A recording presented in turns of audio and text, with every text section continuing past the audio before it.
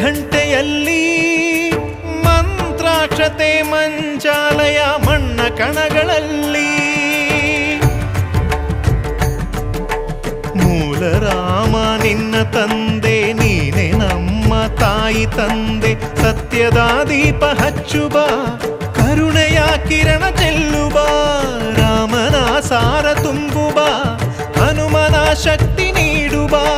ಬೃಂದಾವನದಿ ನೆಲೆಸಿದ ಪೂಜನೆ ನಿನಗೆ ಶರಣು ಶರಣು ಶರಣು ಗುರು ರಾಘವೇಂದ್ರ ಶರಣು ಶರಣು ಶರಣು ಶರಣು ಗುರು ಸಾರ್ವಭೌಮ ಶರಣು.